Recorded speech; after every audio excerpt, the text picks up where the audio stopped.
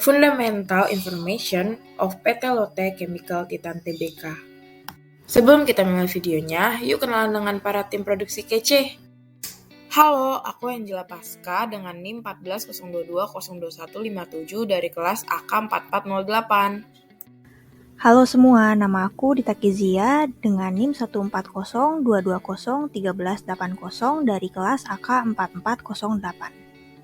Halo, aku Elsie dengan NIM 14022202066 dari kelas AK4408.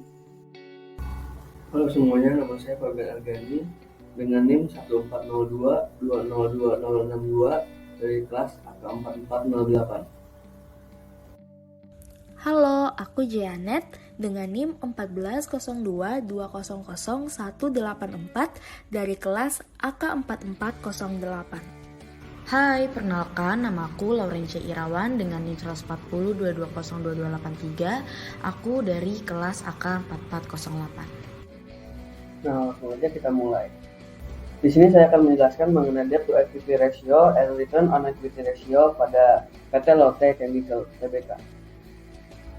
Dari data di atas tersebut, kita dapat mencari debt to equity ratio dengan menggunakan total liabilitas dibagi dengan total equity. Sehingga diketahui bahwa 2020 ini debt to equity ratio berjumlah 59,97%, 2019 mencapai 67,07%, 2018 mencapai 90,98%, 2017 mencapai 100,06%, dan 2016 mencapai 109,01%. Kemudian dengan data di atas tersebut, kita dapat mencari return on equity ratio dengan membagi net income dengan total equity.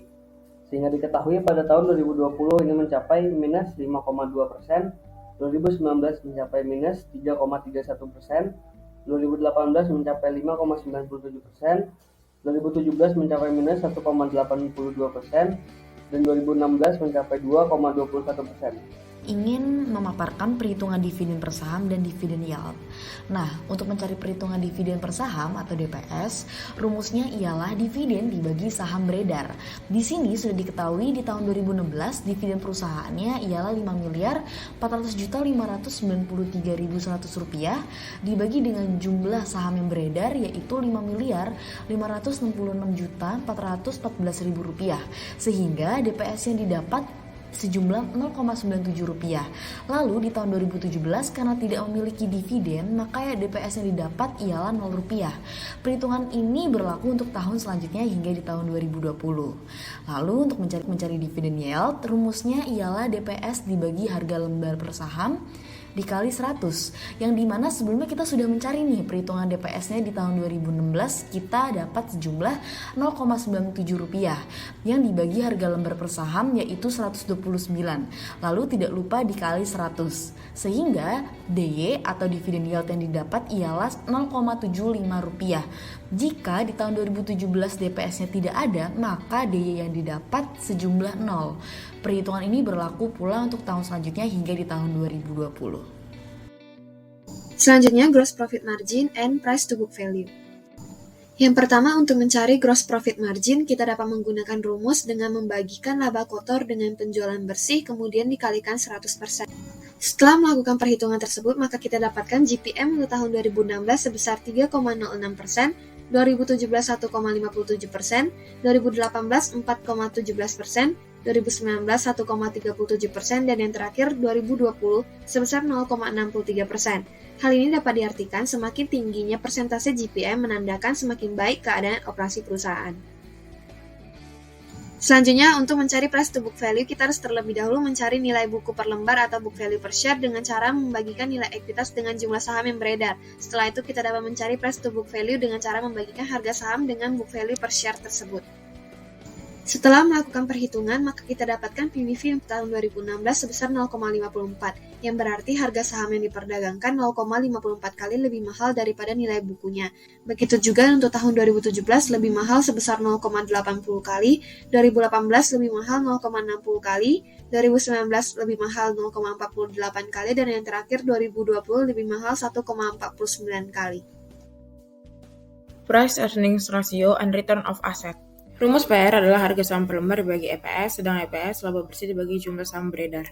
Sebelum mencari PR, kita harus mencari EPS terlebih dahulu dengan menemukan data laba bersih dibagi jumlah saham yang beredar.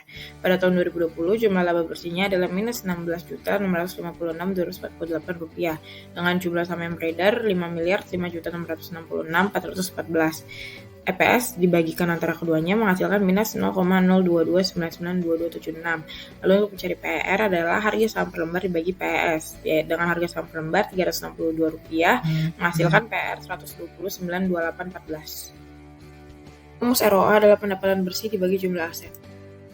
Pendapatan bersih tahun 2020 adalah minus 4.945, sedangkan jumlah asetnya 1.409.377. Lalu ROA-nya adalah minus 3,31%.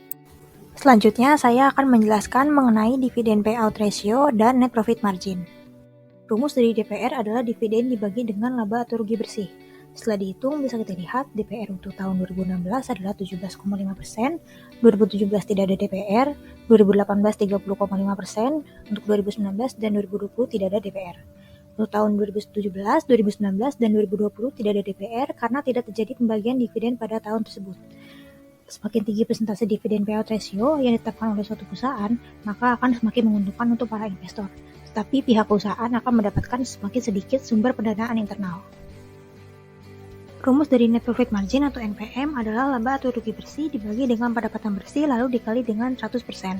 Setelah dihitung akan didapatkan NPM tahun 2016 sebesar 0,49%, tahun 2017 min 0,4%, tahun 2018 1,41%, tahun 2019 min 0,99%, dan untuk tahun 2020 sebesar min 1,6%. Rasio ini digunakan untuk memberikan analisis gambaran tentang stabilitas keuangan perusahaan. Semakin besar rasio net profit margin, maka perusahaan akan semakin dianggap stabil.